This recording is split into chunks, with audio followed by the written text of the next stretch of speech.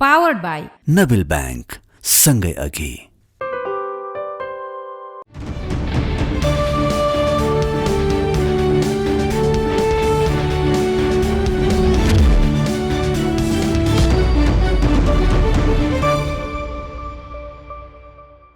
तथ्यमा टेकेर सत्यको खोजी। नमस्कार, स्वागत छ खबर अन्वेषणमा। म धीरज बस्नेत। दर्शकवृन्द, यो देशमा लाख करोड होइन, अर्ब अर्ब हान्ने र खर्ब खर्ब खानेहरूको जगजगी बढेको छ। सायद कुनै त्यस्तो घोटाला छैन जो अर्ब घटीको होस्। आफ्नै नागरिकलाई शरणार्थी बनाएर खानेहरू हुन् वा वाइट बडी खरिदमा कुम्ल्याउनेहरू नै किन नहुन्, अर्ब अर्बको घोटाला यिनले गरिरहेकै छन्। आज हामी यस्तो एउटा घोटाला काण्डको पर्दाफास गर्दैछौँ जुन घोटालाले नक्कली भुटानी शरणार्थी प्रकरण मात्र होइन, एमसीसीलाई समेत चित खुवाउनेछ। किनकि यहाँ 2-4 अर्ब होइन, झन्डै 100 अर्ब अर्थात् 1 खर्ब घोटाला भएको तथ्य फेला परेको छ। र यो काम चाहिँ दूरसञ्चार कम्पनीहरूले गरेका छन्। भोइस र डाटा बेच्दै आएका एनसेल र एनटिसीले वार्षिक रूपमा कति कमाउँछन् र कति लुकाउँछन् यो थाहा पाउने कुनै प्रविधि छैन यो देशमा। उनीहरूले जति कमाए भन्छन् त्यसैलाई अन्तिम सत्य मानिदिनु पर्ने अवस्था छ। र त्यसैको फाइदा उठाउँदै एनसेलले मात्रै बितेको 5 वर्षमा झन्डै 10,000 करोड अर्थात् 2वटा एमसीसी परियोजना बराबरको आम्दानी लुकाएको भेटिएको छ। र अरबौं राजस्व राज्यलाई छलेको तथ्य पत्ता लागेको छ। एनटिसीले पनि यही हरकत गरेको छ। बाँकी हेर्नुहोस् यो रिपोर्टमा।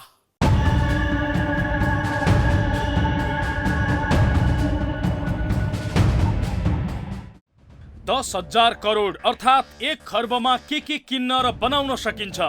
एमसीसी जस्ता 2वटा परियोजना, वाइट बडी जस्ता 10वटा जहाज, 100 मेगावाटका 5वटा जलविद्युत आयोजना, नागढुङ्गा नौबिसे सडकमा बने जस्तो 5वटा सुरुङ मार्ग, चन्द्रगिरी केबल कार जस्ता 50वटा परियोजना सञ्चालन गर्न सकिन्छ।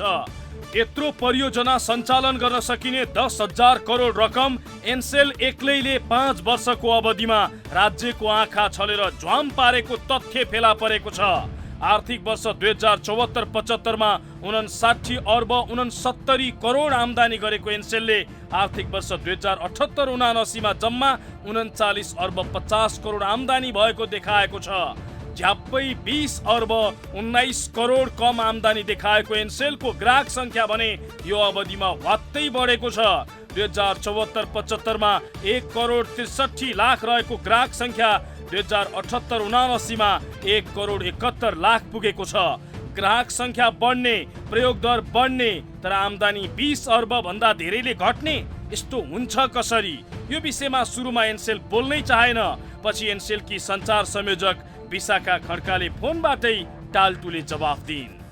यो कोभिड पछि जुन हाम्रो कन्सिस्टेन्ट रेभेन्यू स्ट्रिम एकदम घट्यो। हाम्रो एनटिसी दुईटैको पहिला एक्जाम्पल चाहिँ के लिनु पर्यो भने त्यति बेला चाहिँ हजुरको 2018-19 मा 100 अर्बको 2जनाको हाम्रो 3टा अपरेटर सबै टेलिकमको बिजनेस थियो, 3टाको थियो। अहिले यो 4 वर्ष पछि हेर्दाखेरि चाहिँ त्यो एन्टायर बिजनेस चाहिँ तपाईँको 72 to 73 बिलियनमा घटाएको छ। भनेपछि ओभरअल मार्केटै 26-27 अर्बले घट्यो कि सर यो चाहिँ। तर जस्तो मैले भन्न खोजेको त्यो ग्राहकको संख्या बढेको देख्दा र त्यसको चाहिँ युज गर्ने जुन भोल्युम हेर्दाखेरि त त्यो फेरि चाहिँ ठुलो संख्यामा बढिरहेको छ। हजुरको बढे पनि कस्तो छ नि, ओटिटी हजुरको यो भाइबर व्हाट्सएपहरूले यो भोइस ड्याममै घटाइरहेछ होइन सर। राजस्व छल्नका लागि एनसेलले आर्थिक वर्ष 2074-75 पछि आफ्नो आम्दानी निरन्तर रूपमा घटेको देखाएको छ। ढाँटेको कुरा काटे मिल्दैन भने जस्तो उसले निरन्तर आम्दानी घटेको देखाइरहँदा ग्राहक संख्या र प्रयोग दर भने बढेको बढै छ। हेर्नुहोस् हरेक वर्ष बढेका ग्राहक र घटाइएको एनसेलको आम्दानी। आर्थिक वर्ष 2074-75 मा आम्दानी 59 अर्ब 69 करोड 26,91,917 रुपैयाँ। ग्राहक संख्या 1 करोड 63 लाख। आर्थिक वर्ष 2075-76 मा आम्दानी 55 अर्ब 28 करोड 39 लाख 33,096 रुपैयाँ। ग्राहक संख्या 1,68,00,000। आर्थिक वर्ष 2077-78 मा आमदानी 40 अर्ब 22 करोड 21,36,142 रुपैयाँ। ग्राहक संख्या 1,68,00,000। आर्थिक वर्ष 2078-79 मा आमदानी 39 अर्ब 50 करोड 50,49,540 रुपैयाँ। ग्राहक संख्या 1,71,00,000। अब अन्तर्राष्ट्रिय कलको आमदानी पनि हेर्नुहोस्। वार्षिक 39 अर्ब आमदानी गरेको एनसेलले अन्तर्राष्ट्रिय कलबाट मात्रै 6 अर्ब 68 करोड रुपैयाँ आमदानी गरेको छ।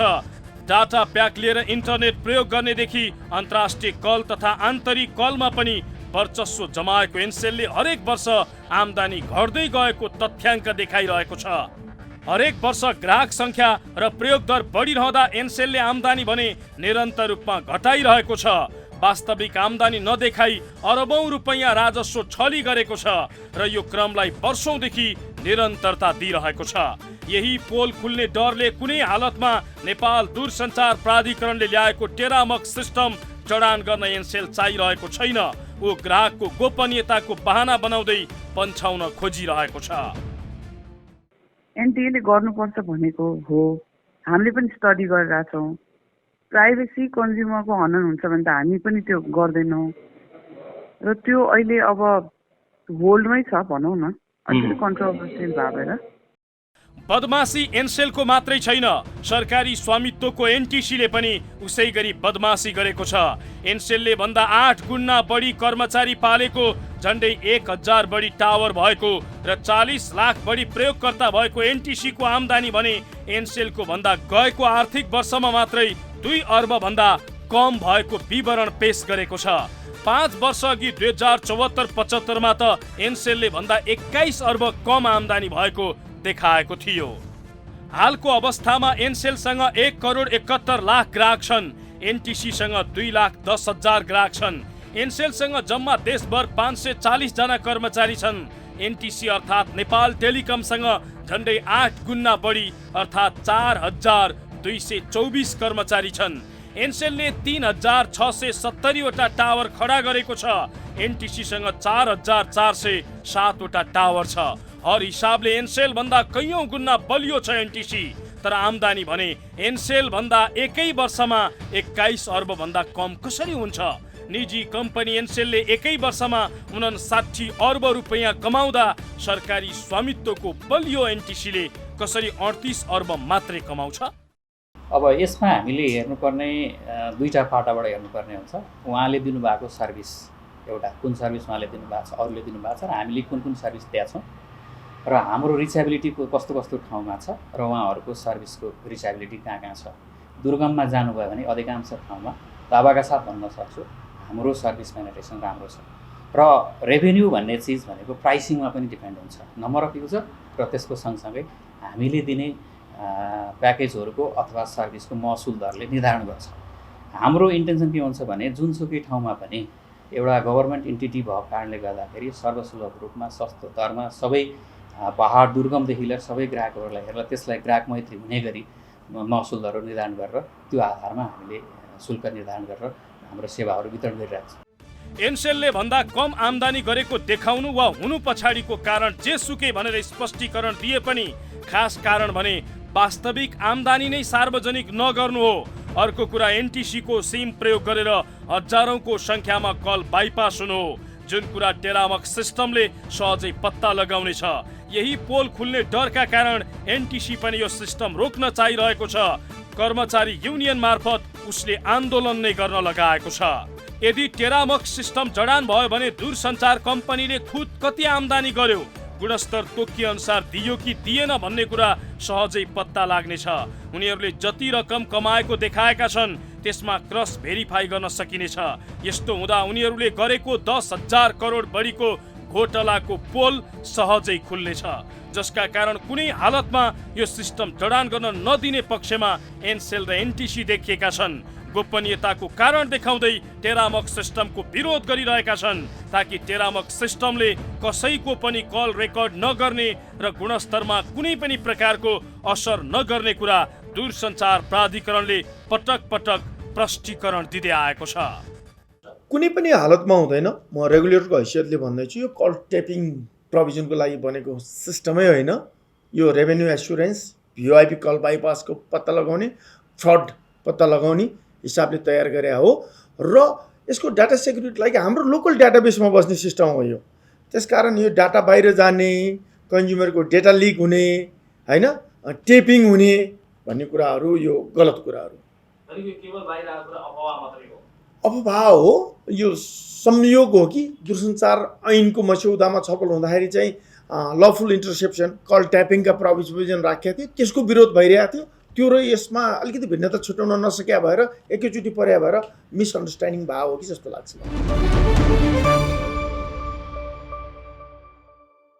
चोरको खुट्टा काट भन्न नभ्याउँदै एनसेल र एनटिसीका अधिकारीहरूले जसरी जुरुक्क खुट्टा उचालेका छन्, यसले के सङ्केत गर्छ भने यहाँ केही न केही गडबड पक्का छ। हामीले सार्वजनिक गरेको तथ्याङ्क वास्तविकतासँग मेल खान्छ। होइन भने नियमनकारी निकायले तिम्रो सेवाको गुणस्तर जाँच गर्छु, आएको स्तर नाप्छु भन्न नपाउने किन हो? लुकाएको सबै रकमको पोल खुल्छ भनेर कि आफ्नै कर्मचारीले चलाएको कल बाइपासको धन्दा पत्ता लाग्छ भनेर हो? होइन भने किन आत्तिएको यसरी? कर्मचारी युनियनलाई उचालेर विरोध गर्नेदेखि ग्राहकको गोपनीयता भङ्ग हुन्छ भन्दै भ्रमको खेतीसम्म गर्ने काम किन गरिराखेको? दुनियाँमा अन्त कतै लागू नभए झैँ गरेर केका लागि यसरी डङ्का पिटेको? यी हरेक गतिविधिले प्रष्ट रूपमा के भन्छ भने हाम्रो लुटको धन्दामा कसैले जाँच्ने होइन, प्रश्न गर्न समेत अधिकार छैन। एनसेल र एनटिसी यही भनिराखेका छन्। अराजक दूरसञ्चार कम्पनीलाई नियमन गर्न ल्याउन लागि टेरामक्स प्रविधि वास्तवमा के हो, यसले के गर्छ, के गर्दैन, त्यो देखाउनेछौँ तर एकैछिनको विश्रामपछि। कार्यक्रम खबर अन्वेषण हेर्दै हुनुहुन्छ। आजको श्रृङ्खलामा हामी नेपालका दूरसञ्चार कम्पनीहरूले गरेको 10,000 करोड घोटाला र यिनले विरोध गरेको टेरामक्स प्रविधिको विषयमा विशेष खुलासा गरिरहेका छौँ। टेरामक्स प्रविधि जसले दूरसञ्चार कम्पनीले दिने सेवाको गुणस्तर जाँच्ने काम गर्छ, कल बाइपास मार्फत गुमेको आम्दानी फिर्ता ल्याउन सहयोग गर्छ, गलत भए अलर्ट गराउँछ। यति कायदाको टेरामक्स प्रविधि जडान गर्न सहयोग गर्नुको साटो हामीमाथि नियमन गर्ने भने जसरी एनसेल र एनटिसी दुवैले विरोध गरिरहेका छन्। गुणस्तर घट्छ र कल रेकर्ड हुन्छ भन्दै भ्रम बेचिरहेका छन्। टेरामक्स वास्तवमा के हो, यसले के गर्छ, के गर्दैन, हेर्नुहोस् यो रिपोर्टमा।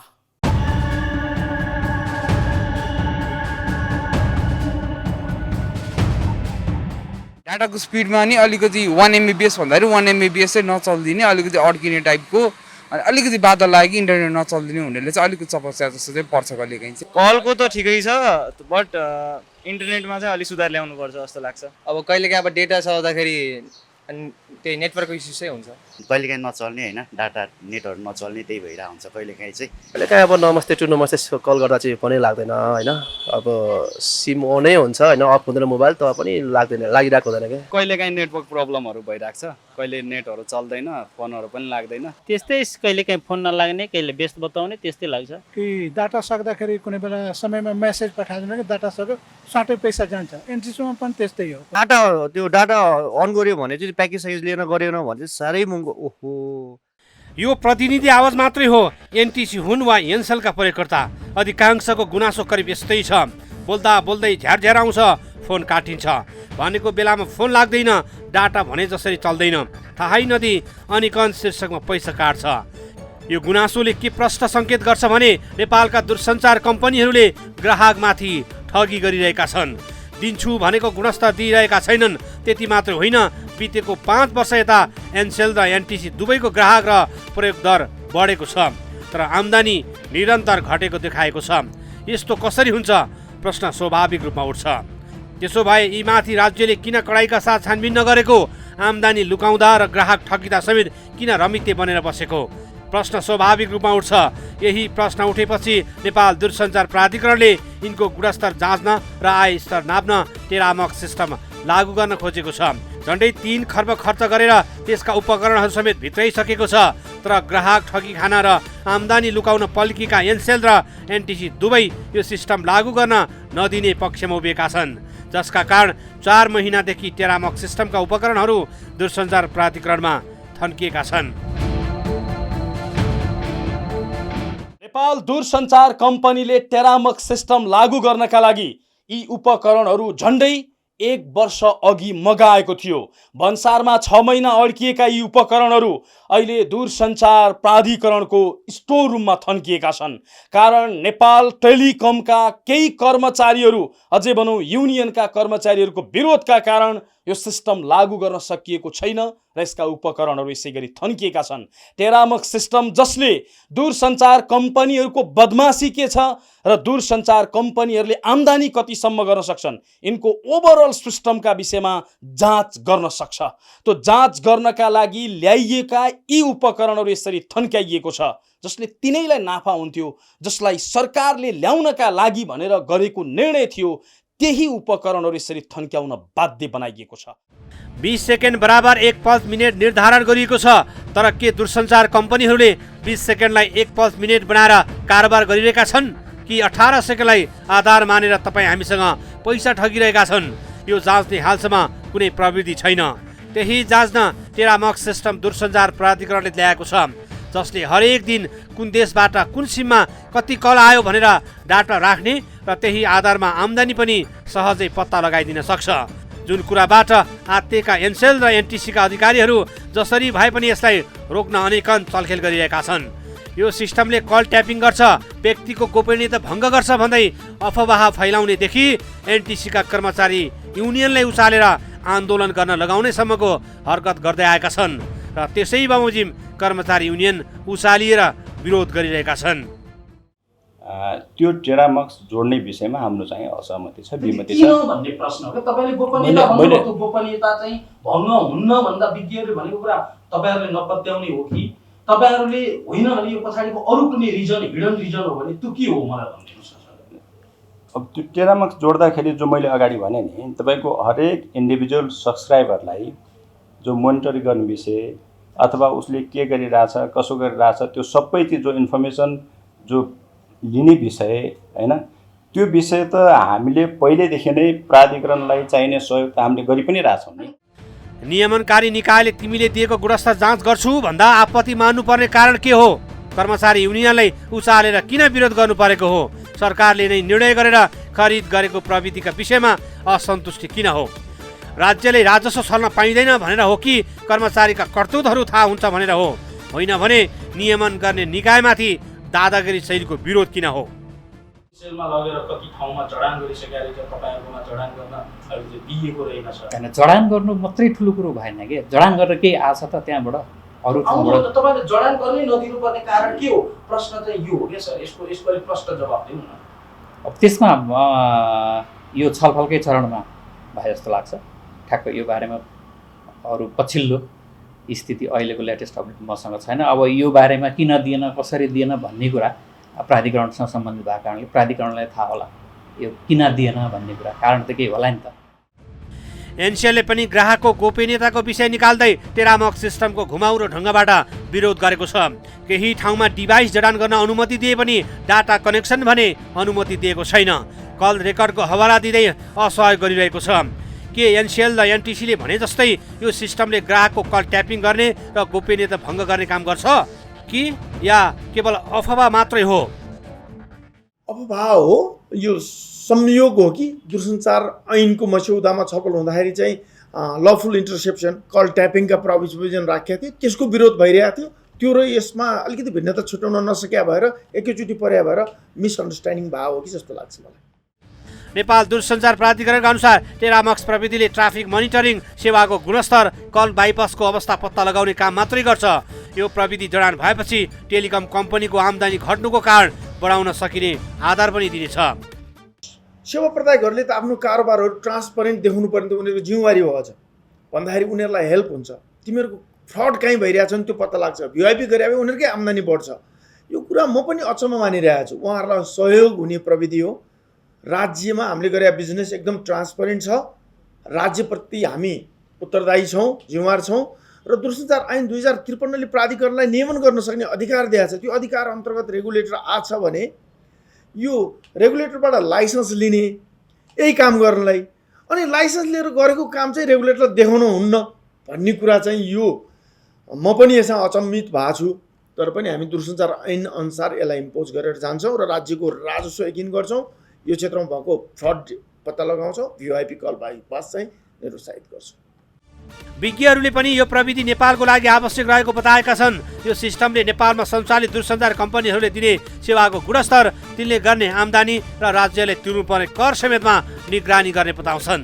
बाहिर प्रचार भएको जस्तो एनसेल र एनटिसीका कर्मचारीले भने जस्तो कल ट्यापिङ नहुने विज्ञहरूको भनाइ छ। त्यो कुनै पनि व्यक्तिको अथवा कुनै विशेषको चाहिँ प्राइभेसीलाई ह्याम्पर हुने भन्ने होइन। लफुल इन्टरसेप्टको मिनिङ भनेकै व्यक्ति प्राइभेसीमा जाँदैन। त्यसमा हुने चाहिँ केही जुन रेकर्ड छ अपडेट हुनुपर्ने, अर्थात् त्यसको स्ट्याटस के छ, त्योबाट के कति फ्लो भइरहेछ। अनि हामी प्रायः जसो एन्टिभाइरस सफ्टवेयर भन्छ नि कम्प्युटरमा भन्दाखेरि, सफ्टवेयरले नि त्यो हाम्रो सिस्टमलाई हेर्ने हो, त्यहाँ छ कि छैन इन्सपेक्ट गर्ने हो। त्यसरी नै रेगुलेटरले ट्राफिक इन्सपेक्ट गर्ने हो। यो सिस्टमले कुनै त्यो रेकर्डिङ गर्ने होइन, तपाईँको होल रेकर्ड गर्ने होइन, त्यो कल डिटेल रेकर्ड मात्र लिने हो। भनेको कति कल भयो, कति मिनट भयो, कति टाइम भयो, त्यसका चाहिँ त्यो सिग्नलिङ इन्फर्मेसनहरू लिने हो। अनि त्यो टाइम बेसिसमा, नम्बर अफ कल बेसिसमा, टाइम बेसिसमा उसले चाहिँ आफ्नो चाहिँ रेभिन्यूको लागि के कति हिसाब गरिरहेछ अपरेटरले त्यो चिजलाई भेरिफाई गर्ने अब्जेक्टिभ अनुसार चाहिँ जाने। त्यसो त यो प्रविधि प्रयोग गर्ने नेपाल पहिलो देश होइन।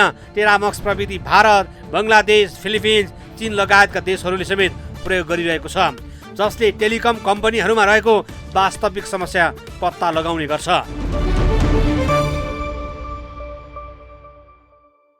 कार्यक्रम खबर अन्वेषणमा पुनः स्वागत छ। आजको श्रृङ्खलामा दूरसञ्चार कम्पनीले लुकाएको अरबौंको आम्दानी र पोल खुल्ने डरले गरिरहेको टेरामक्सको विरोधको विशेष खुलासा गरिरहेका छौँ। कागले कान लगो भन्दैमा छाम्दै नछामी दौडिनेहरूको कुनै कमी छैन। यहाँ कम्तीमा प्राविधिक र विज्ञ बस्ने ठाउँमा यस्तो हुन नहुने हो। तर एनसेल र एनटिसीले सेवाको गुणस्तर र आएको स्तर जाँच्ने प्रविधिलाई आफ्नो कर्तुत ढाकछोप गर्न जबरजस्ती गोपनीयतासँग जोड्दै फन्डा गरिरहेका छन् र टेरामक्स प्रविधिलाई रोक्न निर्णय भएको दिनदेखि नै लागि परेका छन्। टेरामक्स प्रविधि भित्राउने निर्णय भएदेखि जडानसम्ममा प्रत्यक्ष अप्रत्यक्ष रूपमा यिनले खडा गरेको अवरोध हेर्नुहोस् यो रिपोर्टमा।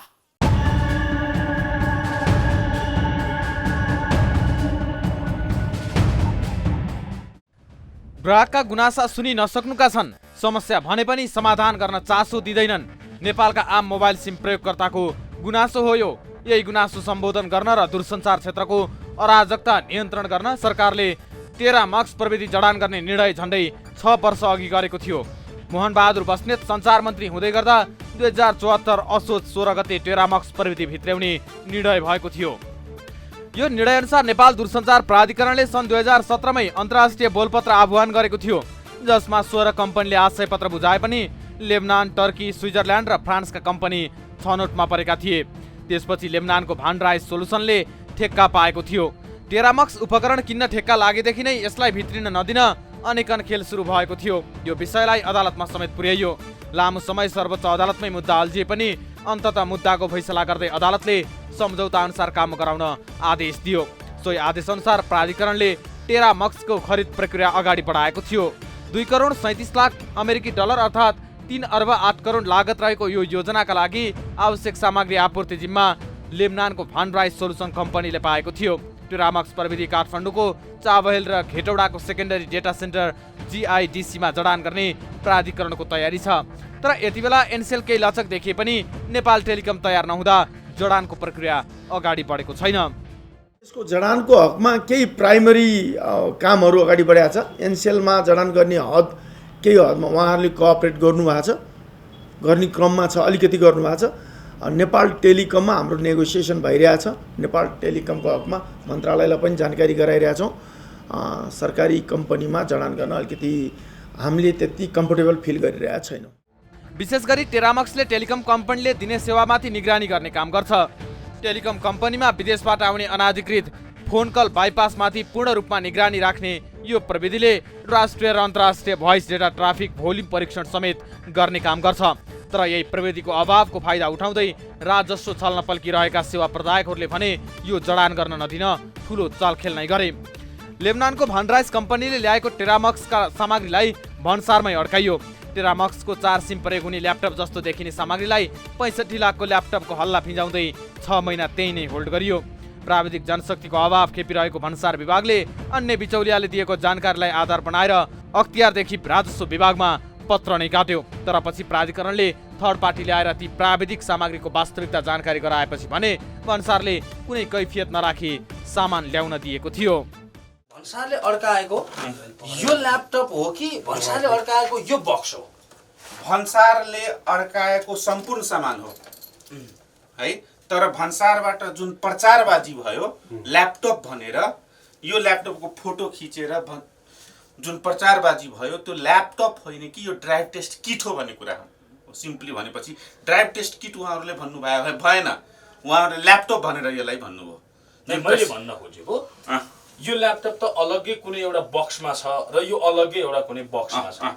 भन्सारले यो बक्सलाई चाहिँ ल्यापटप भित्रै राखेर यो चाहिँ ल्यापटप हो भनेर प्रचार गरिएको थियो कि यसलाई मात्रै यो यो यो डेलकोलाई मात्रै? उहाँहरूले यसलाई मात्रै 65 लाख भनेर चाहिँ प्रचार गर्नु भएको हो, ताकि 65 लाख यो ओभरअललाई हो, जबकि यो ओभरअललाई पुरै सिस्टमलाई हो, ड्राइभ टेस्ट इक्विपमेन्टलाई हो। यसको सफ्टवेयरदेखि हार्डवेयरदेखि सम्पूर्ण कुराहरू यसमा छ। त्यो भित्र यो ल्यापटप पनि एउटा अङ्गका रूपमा पर्यो। हो, ल्यापटप एउटा पार्ट हो यसको। सामान्यतया भन्सारमा भन्सार नबुझाएका सामग्रीलाई लामो समय अड्काएर राख्न पाइन्न। तर त्यति बेला भने प्राधिकरणको सामग्रीलाई 6 महिना भन्सारले नै थन्क्याएर राखेको थियो। यहाँ पनि ठुलो चलखेल भएको प्राधिकरणको आशंका छ। भन्सारमा 6 महिना बढी अड्क्यो। कुनै पनि भन्सार कानुनले 6 महिना त्यत्तिकै राख्न दिँदैन। भन्सारले त धरोटी राखेर जा भन्ने हो, आफूलाई शङ्का लाग्यो भने, अथवा क्लियर गरेर पठाउने हो। तपाईँ त्यहाँदेखि नै हेर्नुहोस् न कानुन कहाँबाट मिचिँदै आछ र कसको चलखेल भएको छ, त्यहाँदेखि नै देखिन्छ। यो टेलिकम कम्पनीमा रहेको वास्तविक समस्या पत्ता लाग्ने र राजस्व छली गरे दायरामा आउने भन्दै प्राधिकरणले यो कदम चालेपछि सेवा प्रदायकहरू भने यसलाई रोक्न लागि परेका छन्। कहिले सर्वोच्चमा मुद्दा हाल्न पुग्छन् त कहिले भन्सारमै सामान रोक्न लगाएर अख्तियारमा उजुरी दिनेसम्मको हरकत गर्दै आएका छन्। अहिले अदालत अख्तियारदेखि राज्यका अन्य निकायले समेत सरकारले जडान गर्न खोजेको प्रविधि आवश्यक रहेको भनिसकेको छ।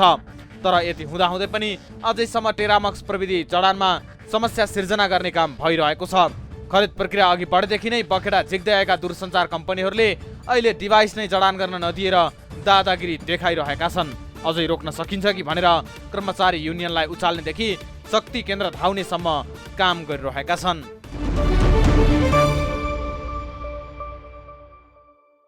ग्राहकको गुनासोलाई काग कराउँदै गर्छ, पिना सुक्दै गर्छ भन्ने उखानसँग जोड्न खोजिएको हो। हरेक वर्ष दूरसञ्चार कम्पनीबाट भइरहेको अरबौंको राजस्व छलीलाई वैधता दिन चाहेको हो। यिनको अराजकतालाई सामान्य रूपमा लिनुपर्छ भन्न खोजिएको हो। होइन भने नियमनकारी निकायले सरकारको निर्णय बमोजिम नियमन गर्ने प्रविधि भित्र्याउँदा विरोध किन हो? टेरामक्सको काम छैन भने सरकारले प्रष्ट रूपमा भनोस्। होइन भने 3 अर्ब खर्चेर सरकारले ल्याएको प्रविधि कहिलेसम्म स्टोरमा थन्क्याएर राख्ने हो? सञ्चार तथा सूचना प्रविधि मन्त्रीज्यू, तपाईको पनि ध्यान जाओस्। 10,000 करोड घोटाला गर्ने एनसेल र एनटिसी माथि आँखा चिम्म गरेर नबस्योस्। हौस् त, आजलाई यति नै। हामी सबैलाई बिदा दिनुहोस्। नमस्कार।